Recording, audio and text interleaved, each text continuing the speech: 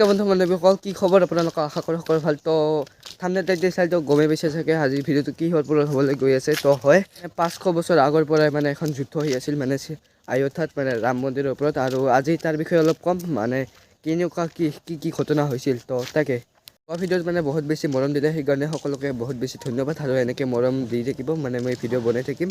আৰু আজিৰ দিনটোতে মানে আজি হৈছে 2024 মানে জানুৱাৰীৰ 22 তাৰিখ। আৰু আজিৰ দিনটোতে মানে সেই ৰাম মন্দিৰ উদ্বোধনী কৰা হ'ব। আৰু আজি হৈছে সোমবাৰ। তো মানে এই মন্দিৰৰ পৰা এখন কাৰ্ড আহিছিলে, মানে তাতে বহুত কিবা জানিব লগা কথা আছে। তো সেইখনে এতিয়া দেখুৱাই দিওঁ ৰ'ব। তো এইখনে সেই কাৰ্ডখন, চিঠিখন যি কয় আৰু মানে এইখনত ইমান এটা লেখা চেখা নাই, এনে ফটোখন দি আছে মানে ৰাম মন্দিৰৰ। আৰু এইখনতে সকলোবোৰ কথা লিখা আছে। জানে নাই মানে মন্দিৰৰ দৈৰ্ঘ্য উচ্চতা মানে এইবিলাক কিমান? আৰু মানে দৈৰ্ঘ্য হৈছে মানে 380 ফুট, আৰু প্ৰস্থ হৈছে মানে 250 ফুট, আৰু উচ্চতা হৈছে মানে 161 ফুট। মানে কিমান ডাঙৰ হ'ব সেই মন্দিৰটো, সঁচাকৈ বহুত ডাঙৰ। 3 মহলীয়া মন্দিৰ হয়, আৰু প্ৰতিটো মহলাৰে মানে উচ্চতা 20 ফুটকৈ, আৰু বহুত মানে 392টা স্তম্ভ আছে, আৰু 44খন মানে দুৱাৰ আছে। মানে মুঠতে 5টা মণ্ডপ বনোৱা হৈছে, যেনেকৈ ইফালে নৃত্য মণ্ডপ, ৰং মণ্ডপ, সভাগৃহ মণ্ডপ, আৰু প্ৰাৰ্থনা মণ্ডপ, আৰু কীৰ্তন মণ্ডপ। তো এতিয়া ৰাম মন্দিৰৰ কথাটো ক'লোঁ মানে 2024 বাৰু। আৰু কিন্তু সেই 500 বছৰ আগতে কেনেকুৱা আছিল, তো এইটো ক'ম মানে এই 500 বছৰ আগৰ হিষ্টৰী অলপ ক'বলৈ চেষ্টা কৰিম। প্ৰথমে মানে ৰাম মন্দিৰটো বনাইছিল ভগৱান শ্ৰী ৰামচন্দ্ৰ পুত্ৰ মানে কুশে।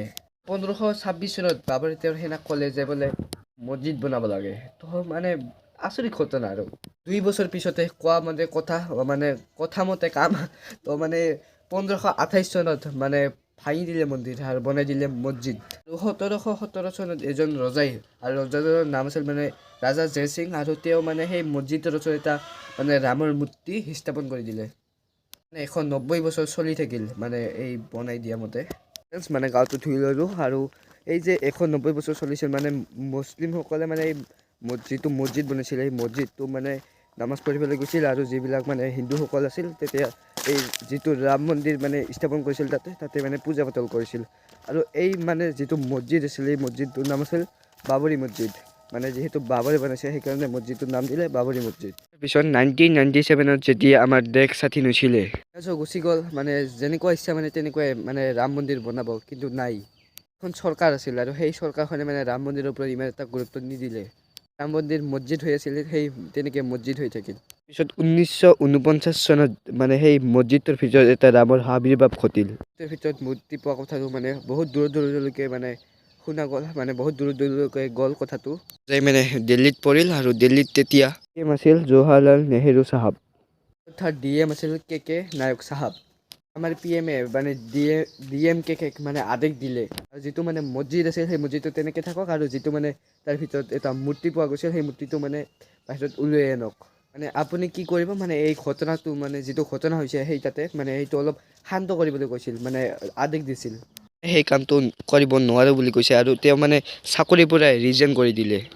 নেহেৰুক মানে আদেশ দিলে যে একেবাৰে মানে কি কয় মছজিদৰ পৰা মূৰ্তিটো উলিয়াব নালাগে, মানে মূৰ্তিটো তাতে থাক বাৰু, অলপ মানে জাল টাইপৰ কিবা দি মানে তেনেকৈ ৰখাৰ ব্যৱস্থা কৰক, কাৰণ মানে চিটুৱেশ্যন অলপ হাই লেভেলৰ হৈ গৈছে। PM তেখেতৰ কথা ৰাখি মানে এনেকৈ মানে ৰামৰ মূৰ্তিটোত অলপ জাল টাইপৰ দি মানে তেনেকৈ ৰাখিল।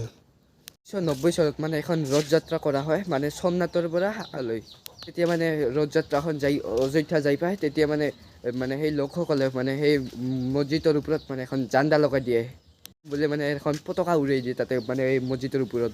মানে UPৰ মুখ্যমন্ত্ৰী আছিল মুলায়ম সিং। সেইখিনি কথা মানে অলপ ভাল নালাগিলে, আৰু তেখেতে তাত মানে গুলিবাজিৰ কাৰণে মানে গুলিয়াবৰ কাৰণে পাৰ্মিশ্যন দি দিলে, আৰু তেনেকৈ মানে তাতে কেইবাজনো মানুহ মৃত্যু হ'ল। পিছক নাই মানে এই ৰাম মন্দিৰৰ কাৰণে কিমান একদম ষ্টাৰ্টৰ পৰা মানে যুদ্ধ কৰি মানে কিমান মানুহ মৰিল, একদম হাজাৰ মানুহ মৰিছে। যুদ্ধ কৰি মানে কিমান এই 500 বছৰ আগৰ পৰাই মানে যুদ্ধ কৰি ফাইনেলি আজি হৈছে 22 জানুৱাৰী, মানে মই 22 জানুৱাৰী তাৰিখে মানে যিদিনাখন মানে ৰাম মন্দিৰ অ'পেনিং কৰা হ'ব, মানে উদ্বোধনী কৰা হ'ব, সেইদিনা ভিডিঅ'টো বনাই আছোঁ। মানে আজি পৰা হ'লেই চাগে, আৰু মানে সকলোৰে ঘৰতে মানে প্ৰত্যেকজন মানুহৰ ঘৰতে সন্ধিয়া 5টা বজাৰ পিছত মানে 5টা নাইবা 5টাৰ বেছি মানে চাকি জ্বলাব দিছে। A few moments later. মানে চাতিবিলাক এতিয়া দিব লাগে বাটত, আৰু এইফালে একদম ধুনীয়াকৈ 5টা চাকি জ্বলাই দিছোঁ, যিহেতু 5টা দিবলৈ দিছিল। युग राम राज का आ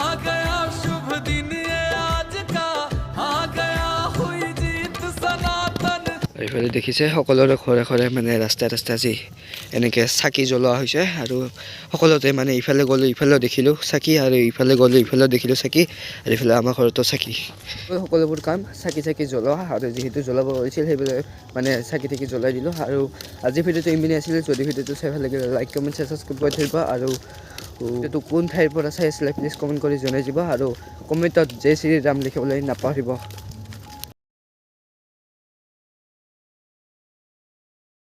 মানে এনেকৈ লিখি লৈ পেলাই মোবাইল এইফালে চাৰ্জ মাৰি কেনে এনেকৈ আপোনালোকৰ কাৰণে বনাই আছোঁ তো প্লিজ ছাবস্ক্ৰাইবটো কৰি দিব